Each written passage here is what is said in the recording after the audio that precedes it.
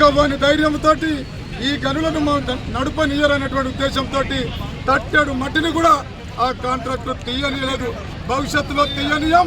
రేపు రాబోవు ఈ నెల 17 తారీఖున ఇవాళ ఓపెన్ టెండర్ ద్వారా శ్రావణపల్లి గని సింగరేణి గని కార్మికులకు దక్కనీయకుండా ఓపెన్ టెండర్ ఓపెన్ చేస్తున్నటువంటి పరిస్థితి నేడు కనబడతా ఉంది.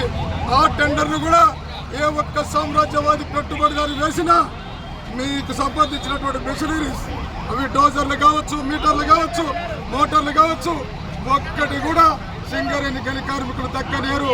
అగ్నిగుండంలో దునికేటువంటి పరిస్థితి సింగరేణిలో ఉంది. బేషరతుగా డిమాండ్ చేస్తూ ఉన్నాం. నామినేటెడ్ పద్ధతిలో బొగ్గు గనులను మాకు అప్పచెప్పకపోతే నువ్వు ప్రధానమంత్రి కావచ్చు, లేదా లోకల్లో ఉన్నట్టు ముఖ్యమంత్రి కూడా ఈ గనులు మాకు దక్కాలని చెప్పేసి అంటూ ఉన్నాడు.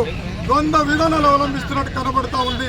ఏదైతే కిషన్ రెడ్డి గారు ఓపెన్ టెండర్ కు సంబంధించినటువంటి వీళ్ళ ప్రారంభోత్సవం చేస్తే కేంద్ర ప్రతినిధిగా బొగ్గు గనుల శాఖ మంత్రి అటెండ్ అయితే ఇవాళ రాష్ట్ర అసిస్టెంట్ సీఎం ఇంధన శాఖ మంత్రి అయినటువంటి బట్టి విక్రమార్క గారు దాని ప్రారంభోత్సవానికి పోవడం అంటే ఏమి ఇస్తున్నారు మీరు?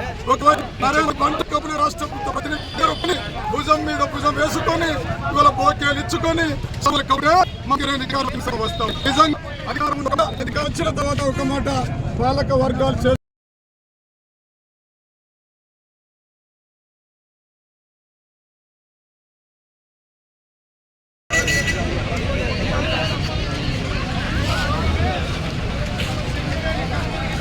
ఉద్దేశంతో ఓపెన్ టెండర్ విధానం